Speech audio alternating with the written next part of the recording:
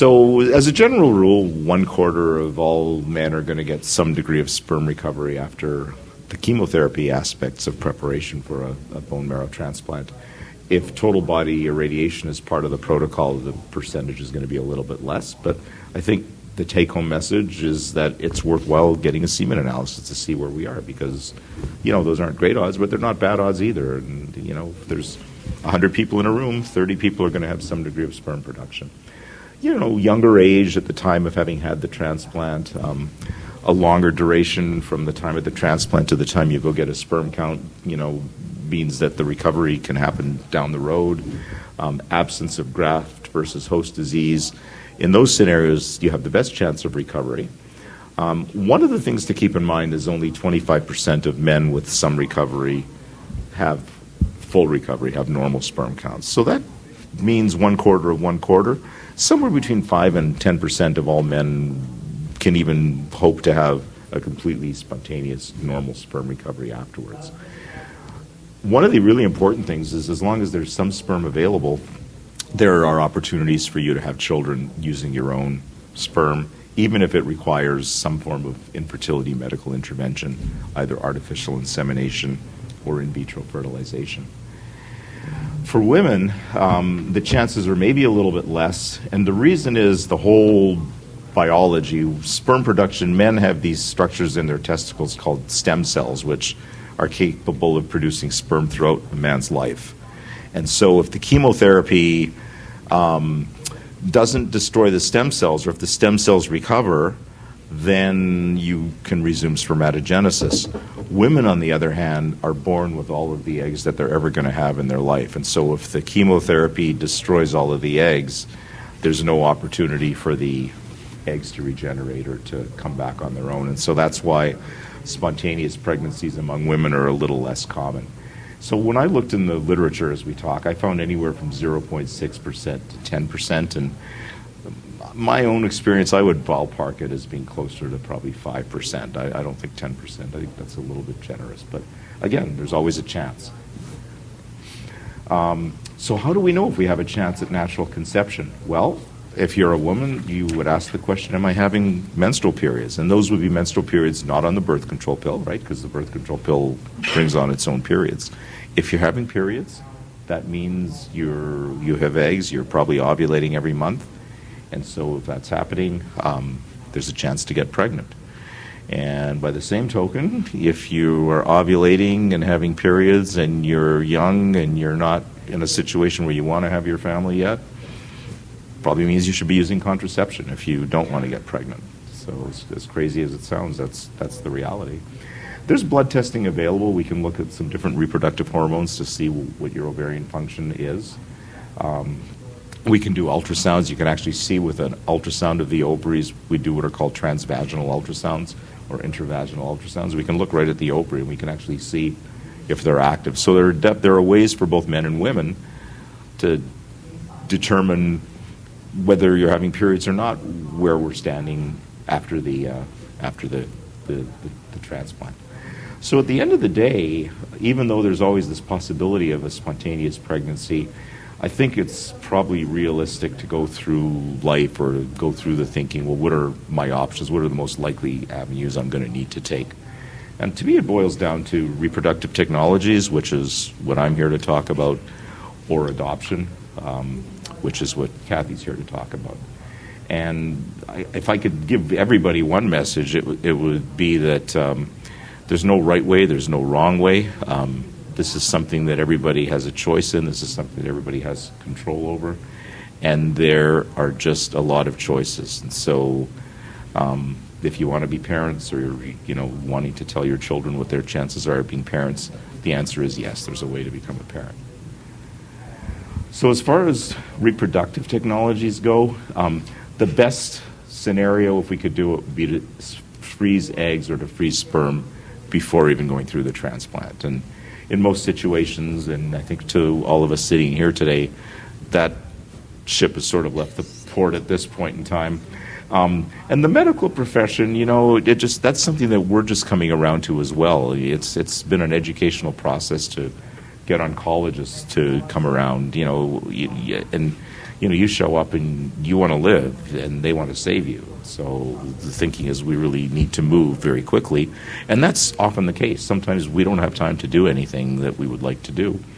But what's really changing now, and what I would really encourage you all if you're advocating for your families or for other people that are in the same scenario, is even if the situation looks like it's dire and it's emergency and there's not a lot of time, it doesn't hurt to have a consultation with a fertility doctor ahead of time just so you know your options.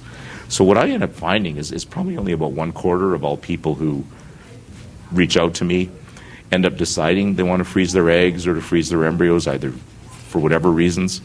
I've never yet met one person who hasn't really been thankful for the fact that they had an opportunity to talk and at least make the choice on their own about what was going to go. Even if the choice is, I don't have time, I've got to do it, it's better for you to make that choice than it is for the medical profession to tell you that that's the choice.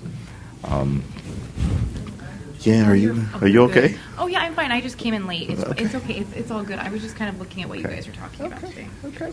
So anyhow, moving on, in the scenarios that I think we usually find ourselves in, is most of the time there wasn't an opportunity to freeze eggs, and maybe more often a chance to freeze sperm, because that's a pretty quick scenario. So what I think a lot of people are looking at is whether there's an avenue after transplant. And I will tell you there is, and it depends on your gender, but donor egg or donor sperm after transplant have very, very high success rates. The one little caveat or scenario for women that we probably should go down the road of looking is if you've had total body irradiation, one question can be that it could affect the ability of your uterus to carry a pregnancy. And there's ways of looking at that. Again, using our friend the ultrasound machine, we can actually see how your uterus is responding. So we can take a picture of the lining of the uterus, we call it the endometrium, and the lining is thickest right around the time of ovulation, so right in the middle of the month. So if we do an ultrasound a day or two before anticipated ovulation, we know what we should look for. If we see a nice, thick, responsive endometrium, then it's an opportunity. If we see that the endometrium is thin, we have to conclude, unfortunately, that the uterus might not be able to carry. Doesn't mean you can't use a surrogate and still have your own child or adopt. And some people, it's just a choice that people can make. Obviously, it's not what anybody would want as their first choice, but it's something that we have an opportunity to take a look at. One of the things that people are looking at is freezing of actually the ovarian tissue itself. I would say right now that that's still experimental. And so that's probably not really a prime time on the table option for us right now. And then the last thing that people are looking at, and there seems to be some benefit, at least for women with breast cancer, which is a bit of a milder form of chemotherapy, so we don't know whether it applies to this type of chemotherapy.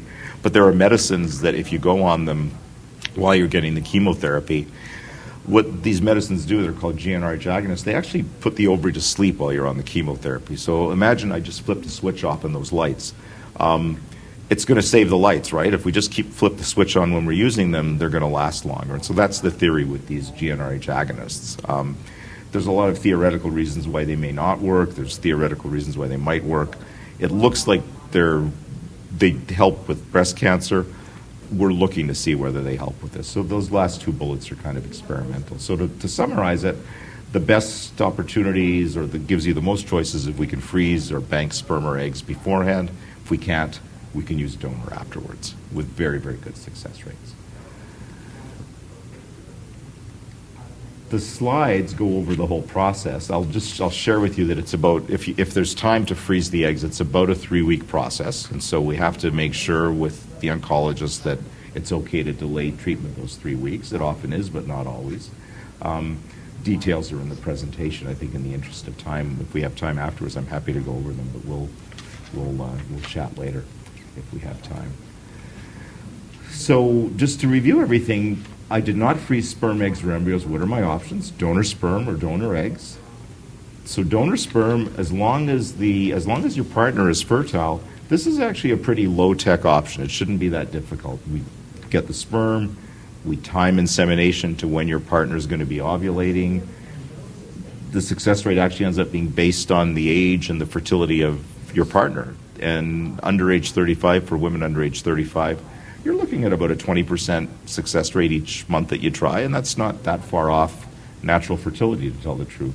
It's lower as you get a little bit older and over age 40, same concerns as anybody else. My chances become a little bit lower because I'm getting older. Donor eggs is a more high-tech scenario. It involves either purchasing frozen eggs from an egg bank or working directly with a donor and using her eggs fresh, which is going to take a little bit longer.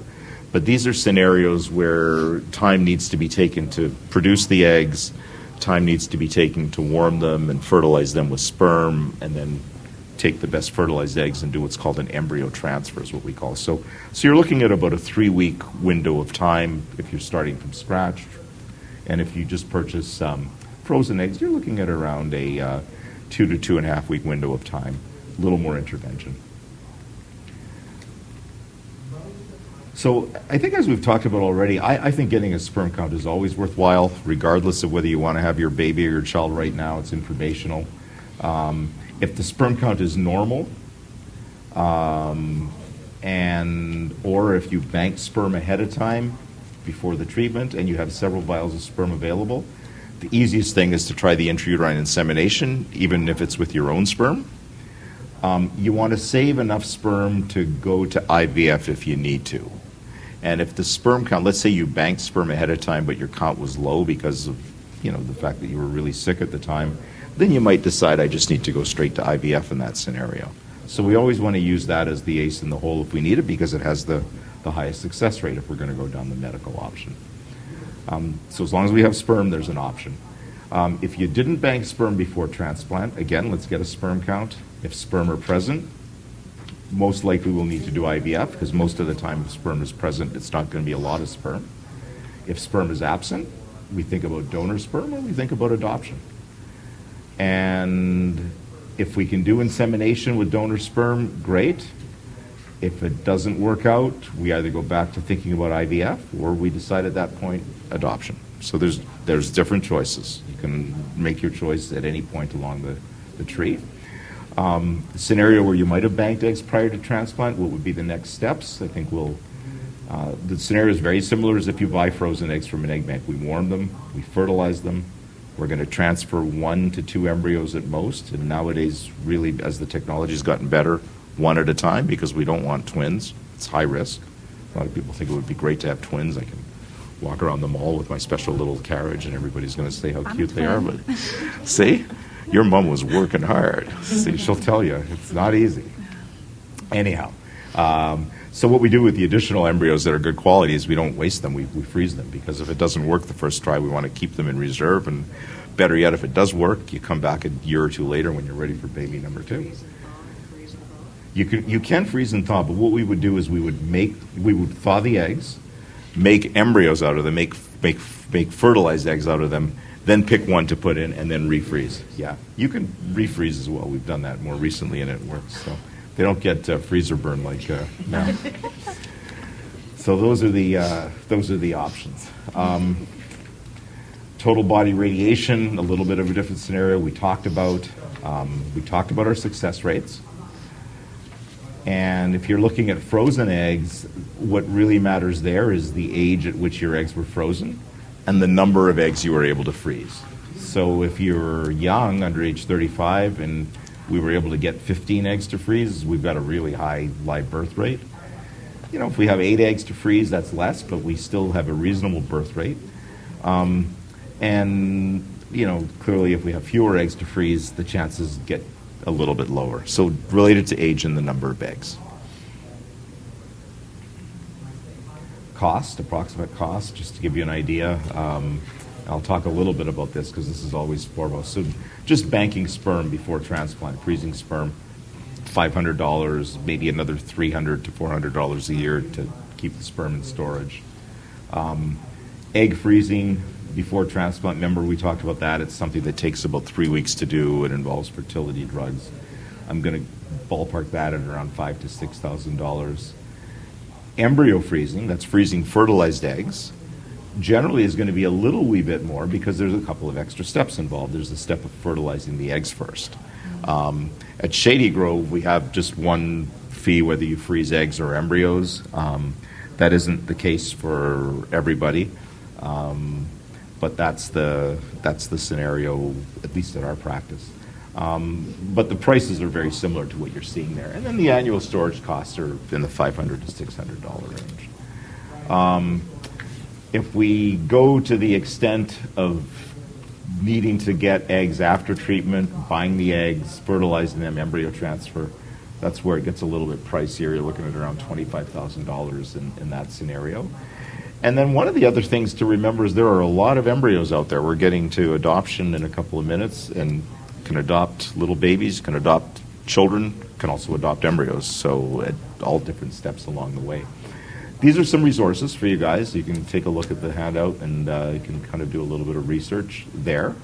Livestrong Foundation, we in infertility work really closely with, because what they have is a program.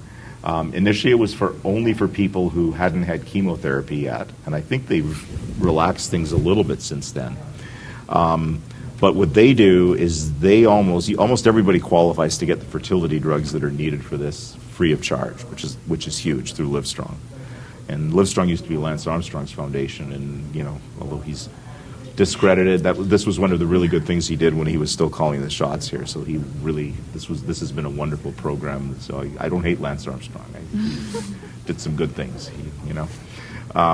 So what we do is we will, they take your financial stuff, and unless you're, fabulously wealthy, you're almost likely going to qualify. And then what many infertility practices do, at least the ones that are interested in this, will do a discount in their fee for service, so that, essentially breaking even. So the goal is to at least cut the cost in half compared to what it would normally be. And so those are a couple of the references. So hopefully that was helpful for you guys. I'm going to pass the baton over to Kath. All right.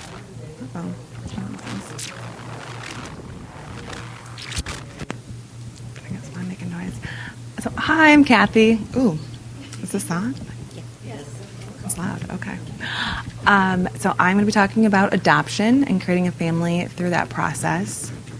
So what I'm going to tackle today is giving you guys a general understanding of what an adoption entity is, as well as the ways to adopt, the types of adoption, as well as the adoption process, and then health considerations for adopting parents.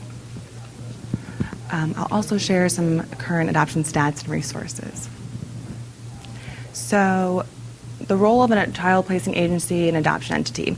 So with adoption entities, they are governed by the state that they reside in. And so an actual adoption entity can be a multitude of things. It can be a child placing agency, it can be an adoption attorney, or it can be the department that's in that state. So here in the state of Florida, that is the Department of Children and Families. And adoption entities are governed by their specific state laws as well as the department rules and regulations. But each adoption entity can have its own additional policy and procedures within just their own practice. So the main purpose of an adoption entity is to ensure that children and infants are placed in a safe and stable and appropriate adoptive home. So ways to adopt. So there's foster care adoption, and there's over 500,000 children currently in care. Of that last year, over approximately 100,000 were adopted, and about 40,000 to 50,000 of those children were placed with non-relatives. And international adoption is on the decline. Last year, there was approximately less than 6,000 adoptions that were international. That is something that, depending if you work with an agency or attorney, they'd be able to specifically help guide you with what type of process that includes. There's some additional steps because naturally you'll be traveling to that country, but what they would also be able to advise you of what countries are currently eligible for adoption. And then domestic infant adoption is what I'm going to focus on today. And of domestic infant adoption, there's approximately about 110,000 children that have been placed as infants throughout the U.S. And now the stats with domestic adoption is a little bit more difficult to be as concise as those coming from foster care and international, because the fact that domestic infant adoption is primarily regulated by and operated by private agencies and attorneys and other professionals, where they may not all be as transparent in sharing their information on how many placements they do each year. So the 4 different types are private agencies, private attorneys, and adoption consultants and facilitators, as well as licensed professionals. And so with private agencies, they are full range of services typically. They have the ability to work with adopting parents and expectant parents from start to finish. So they offer everything from home study services to facilitating the match between an expectant parent and adopting parents, as well as offering support and counseling, and then the steps to move forward in order to take placement and finalization of the child.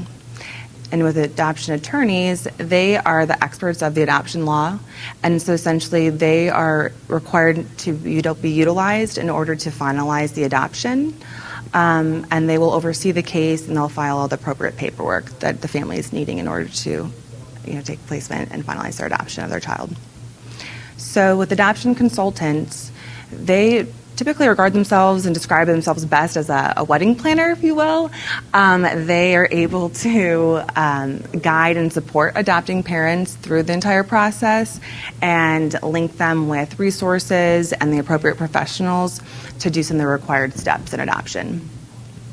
So licensed professional, that's where I fall in. And so licensed professionals are master level licensed clinical social workers or licensed mental health counselors. And they are able to do, in the state of Florida particularly, an array of services for adopting parents as well as expectant parents. So the required home study, counseling, education, support on either end for adopting or expectant parents. And also able to provide that support and planning for, the type of adoption, whether it be semi or open, and what that would look like in the years to come, as well as link them with an attorney, can give referrals for an attorney to finalize and do the legal aspect. Okay, so this is a very basic overview of the adoption process, and in all 3 types, the first step is getting a home study, and that's required for all 3. And every type of adoption has its own version of how you're being presented or how you're matching, essentially, whether it be creating a adoption profile form that, one, you've already discussed and kind of outlined with your adoption professional, what child preferences or what situations you're open to. And what essentially you would create is a profile or letter that would be used to be presented to an expectant parent to see if you guys would be a good fit and facilitate a match. And then when it comes to adoption through foster care, that is something where you would, based on your preferences as well as a child that's eligible to be adopted, you would match with that child. And so they all have a very similar process, but a little bit of different, detailed steps. Then after you've officially matched and everyone deems that it's a good fit, you would move forward to ready to take placement of the child through foster care. It might be through a series of transitional visits and overnights to then a full placement of the child in your home. And then when it comes to international and then domestic, you would be taking placement of the child and bringing them back to your home.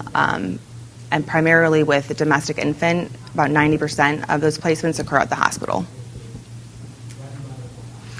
And with post-placement supervision, every state has their own requirements for post-placement and what the duration looks like and the frequency. But everyone is required to do that in all 3 types of adoption. And those are required for you to be able to move forward and finalize your adoption through the court. So I'll get into that a little bit more, all these different areas. Okay, so with domestic adoption, there are 4 different types of professionals that can be utilized, as we touched on. And all of them, like I said, are the first step is to link you with the adoption home study. And the home study, its main purpose is to ensure that the infant or child is placed in a home that is safe and stable and also is able to meet the emotional needs as well as developmental needs of that child. And so part of the home study process is also to educate the adopting parents about the process as well as adoption considerations in parenting.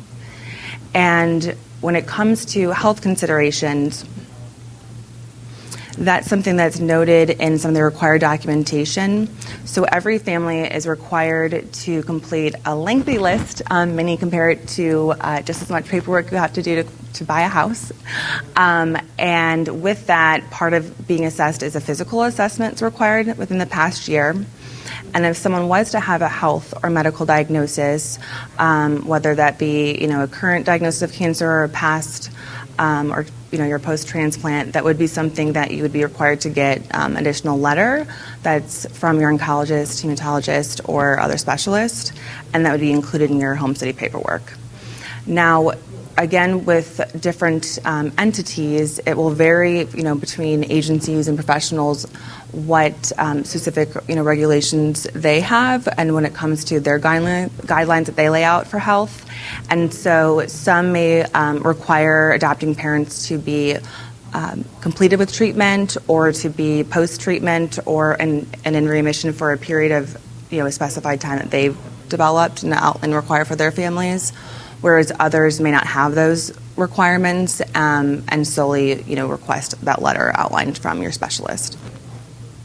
And I know for my practice, we just require that additional letter, and that it's, just variant on which state, who that specialist is that you're working with, and that can outline your prognosis and that you have a normal life expectancy as well as the ability to physically care for a child, and that will be sufficient. So in addition to all the documentation, there's also the education and training piece. And so parents will receive, depending which route they go with foster care, they have a 32-hour required parenting class, and then through private, domestic, it really varies state to state. Florida has a generalized, kind of open amount of education that really kind of depends which provider you work with, but we specifically have 10 hours of education. And the next part of once you've completed all that paperwork and it's been reviewed is having the home visit. And that home visit consists of a series of interviews. If you're a single parent, that's just an interview with you. But if you're in a relationship, that's something that you guys would have a joint interview as well as individual. And then during that home visit, there's also a home inspection. And then upon all of that being completed, your home study provider will write up your report and give you approval, and you're now eligible to be considered for adoption, have your letter shown to expectant parents, or to navigate the route of looking through foster care for a child that's eligible to be adopted. And that is something that is required in order to take placement. And so depending on your state, they require that to be done usually annually, but some states may vary. I know here in Florida, a home study has to be updated every year. So the process of matching, again, everything is very variant on which provider you're working with, which type of professional. But when it comes to, matching, a lot of adopting parents have a fear that they'll never be picked, that an expectant parent, in the domestic infant process, that, how will we stick out, or how will we know that, we're going to take placement. And that might even be more so a fear that some families might have when it comes to considerations for their health. And so I did want to make note of a study that was done in 2015 by the Moffitt Cancer Center and Research Institute in Tampa, Florida, that they showed in their study over 50% of adoption agencies reported that birth mothers looking for parents who have overcome hardships and have appreciation for life, that was something that they actually, sought out and found that as a positive, particularly related to, adopting parents with a current or history of diagnosis of cancer. So that was just something to make note of. And the biggest part when it comes to the adoption process is that profile, that letter that's created, that really gets to showcase that person as an individual and as a family. And that's something that, again, is, really speaks out in finding that right fit of a match.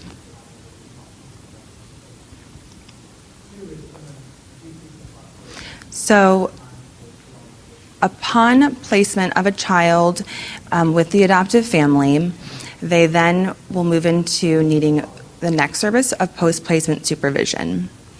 And post-placement supervision, again, is to ensure that that infant and child is in a safe and stable environment and that their needs are being met by the adopting parents. So they really are taking a focus on the attachment and bonding, as well as how both the parents as well as the infant or child are adjusting to that placement. And here in the state of Florida, 3 visits are required monthly in order for the adoption attorney to move forward to petition the court for finalization, with the requirement of continued monthly visits until finalization occurs. So again, it's going to be very variant on the state that you live in, what your post-placement supervision looks like. Some states, have upwards of 6-month requirements. Some have upwards of 1 year. So it really is going to, again, just depend. So with finalization, it's the final step in the adoption process, and it consists of a brief hearing with the judge. And at that time, the birth certificate is amended and ordered and reissued. And again, it's just that day to celebrate and enjoy that you are officially a family. Gotcha day. The gotcha day, yep. And in Florida, it seems to be about 3 to 6 months that families find that they finalize their adoption. So talking about the types of adoption. So there are 3 types, and starting with confidential, more commonly it used to be referred to as closed adoption. That's rarely practiced today, less than 5%. It's found that that is not, the most beneficial and healthy option for not only the child, but also the adopting parents as well as the expectant and birth parent. And that really came from, back in the 80s, 70s, when it was deemed, appropriate by, I guess, more of the field of social work. But really, we've come to see in a lot of research that that's not the case. And what we see the most, practiced today is between semi-open and open adoption. About 55% are fully open. And so the difference is with open and semi, because I think that's kind of, a lot of people don't have the understanding which is which. So with semi-open adoption, it's really mediated by the agency, the professional. The expectant parent is still able to identify and pick a family of their choice that they want to place their child with. However, a lot of that communication is, again, in between the agency, sharing that information and relaying it back and forth between the adopting family as well as the birth parent. And so when it comes to ongoing contact after placement, it's primarily letters as well as photos that are shared on an annual basis. And again, it's mediated by the agency. So that's typically sent to the agency to then be sent to the birth parents. And with openness, it's full information is shared for both the adopting parents as well as the birth parents. And similar to semi, the expectant parents are selecting the family of their choice. But during that process, they're spending, time together. They might be in direct contact with sharing, phone number or texting, maybe even meeting up and making sure that's a good fit. And then moving forward after placement, they've already had discussed with their social worker or professional what type of ongoing contact that they're going to have and how that's going to look. And typically it's direct sharing of photos, phone calls, as well as an annual visit, an annual meetup.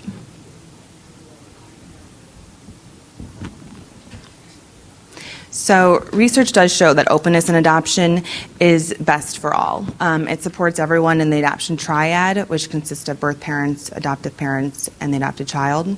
It most, acknowledges and supports the grief process that's experienced by birth parents as well as innately for the child. And it does, show better, psychological outcomes for the child. Has a better sense of where they came from, their background and heritage, as well as ability to form that secure identity and have a sense of self.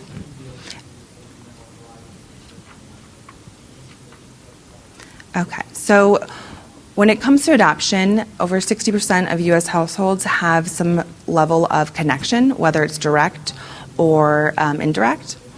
And again, here's just a little bit of blurb regarding domestic adoptions per year.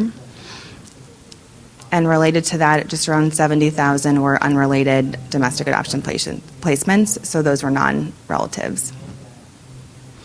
And even another stat is, every 1,000 births, about 4.6 result in a adoption plan, but that's consistent also a 2014 report from the National Council of Adoption. So again, that number might be varied, but that's the most recent data I could find, since it's not always the most readily accessible. And then I also put some resources up here, similar to Dr. Plosker, some of the same ones, but I did want to make note of the one Resolve at the bottom. They do have some information also regarding adoption grants and some information regarding how to get some coverage for fertility. So I wanted to make note of that one. And then the last one is one that's compiled by Northwestern, a list of adoption agencies that are very friendly for working with persons who are survivors or receiving treatment for